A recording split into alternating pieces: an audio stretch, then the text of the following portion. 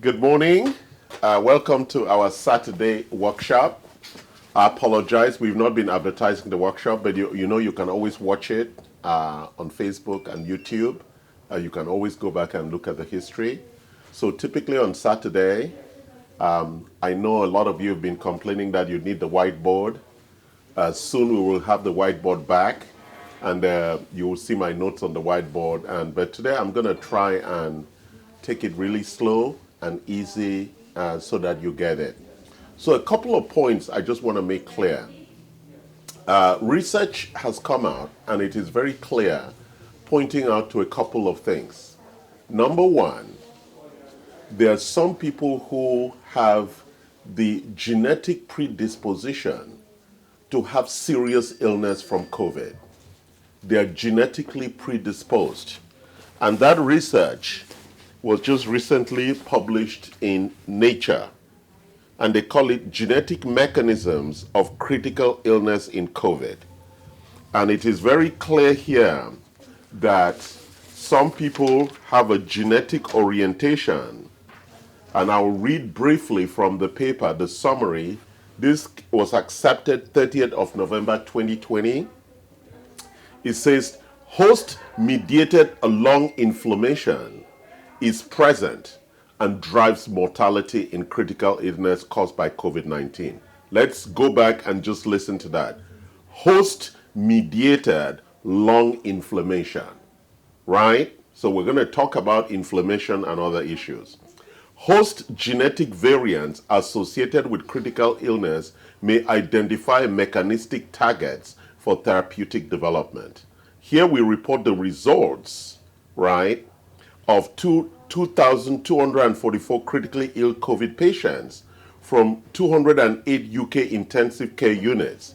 We identify and replicate novel genome-wide associations on these genes, right? We identify potential targets for these genes that are very important and provide a causal link for seriousness in COVID illness diseases. So, interestingly, some people already have a weak association, susceptibility from a genetic point of view.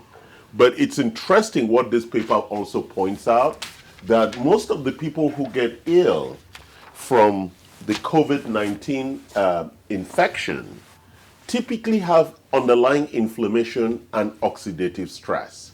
And what are those two things? It's really important we talk about it.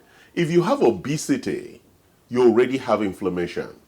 Most of us have inflammation because just being alive demands that we are inflamed because of the toxins, because of the infections, and all those things that our body is always fighting from air, water, food, and the chemicals we put on our body. So we always have an underlying inflammation of some sort. And that is why one of the critical things that we recommend for everyone is the most important product that we talk about on reducing inflammation is SPM Active. What is SPM Active? SPM Active is, as Dr. Johnson said on one of the conversations this week, SPM Active is a fractionated fish oil. They have removed that element that actually addresses inflammation, that downgrades inflammation, and they have created this product called SPM Active, and it modulates inflammation. So it is a very important precaution, prevention, and reversal supplement to ensure that before you reduce inflammation so you don't have COVID, and if you do, the inflammation is reduced to make sure that your COVID infection is not significant. One of the second things that we also talk about is oxidative stress. And oxidative stress is reduced by our ability to reduce the excesses of energy production in our mitochondria. So when the mitochondria produces energy, some of the excess products out of that energy production, what is called ATP, is reactive nitrogen species or reactive oxygen species. These are very free radical, very volatile, highly oxidized free radicals that would combine with nutrients and remove them out of the cellular architecture. So removing these free radicals oxidative species is really important in ensuring that the cell continues to have the nutrients and that the mitochondria continues to produce good energy. So now, talking a lot about that, so let's go to the heart of the matter to talk to you about the key supplementation that is required. But by doing that, we want to talk about the different aspects of the immune system which we need to build resilience around. So every time I talk about these systems, I want to say the body has two strategies for survival. Number one, it's physiological resilience. I've spoken a lot about that. That is the ability to forestall any attack. At least that is our initial defense. The second layer of defense, which is our logistic supply chain, is our metabolic reserve, that we have enough supplies to last the attack and to overcome and manage the impact of that attack. So let us start. So we have quite a few areas to cover on our immune system. So let's start with one of the first, what we call the immune function role. The number one aspect of it is the physical and biochemical barriers. What is the physical barrier? Is our skin, the hair in our nose, the mucus in our nose, in our mouth. All of that is the immediate initial barrier. And vitamin A, vitamin D, vitamin C, vitamin E, B, iron, and zinc are critical vitamins and nutrients to support that barrier. The second area is the immune cells themselves, right? How they differentiate, how they proliferate, and the functioning and movement of those immune cells. So we have a large option here of vitamins and minerals supporting them. Vitamin A, vitamin D, vitamin C, E, B, zinc, folate, iron, copper, selenium, magnesium, a wide range.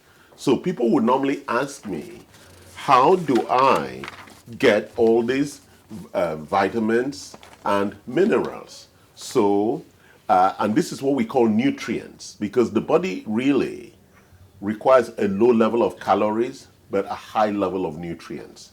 So let's look at a couple of these. So we spoke about zinc. We have zinc as a lozenges. It's really very tasty. We have vitamin C also as a lozenge. It's very tasty. We have the vitamin A here. It's the 10,000 units. We have our vitamin D, the 10,000, which is what you should take daily, but as a significant prevention, at least once a week you should go up to 50,000 units. Why do we say that? Because most Americans, when tested, are short on vitamin D3. We also have zinc here, which comes in a tablet form. But it is important that you get what we call the core minerals. Those minerals are zinc, iron, copper, selenium, magnesium, and all those. And it also comes in what we call our physician daily. So there are lots of products that will provide the immune system, the immune cells, with the ability to differentiate, to proliferate. Why do they need to proliferate? Because when there's an attack, they need to reproduce very quickly. So the army would be ready and in the right numbers to attack the invading viruses, right? So now let's think about the antimicrobial effect. You know that when the viruses attack, what really leads to pneumonia and all the other consequences of death with COVID-19 is the bacterial attack that causes all the other distress. And so the same vitamins, A, D, C, zinc, iron, copper, selenium, are also critical in addressing the underlying antimicrobial effects. And then we spoke earlier about the supplements that are required for inflammation and antioxidant effects and effects in what we call oxidative bursts, which is during the attack in the cytokine storm. There's a lot of inflammation and there's a lot of weakness in the underlying culture. And the supplements that would support that are vitamin A, D, C, E, B6, and zinc. So really critical here. So let's go to the next part of the immune function. And that part of the immune function is the function of T cells.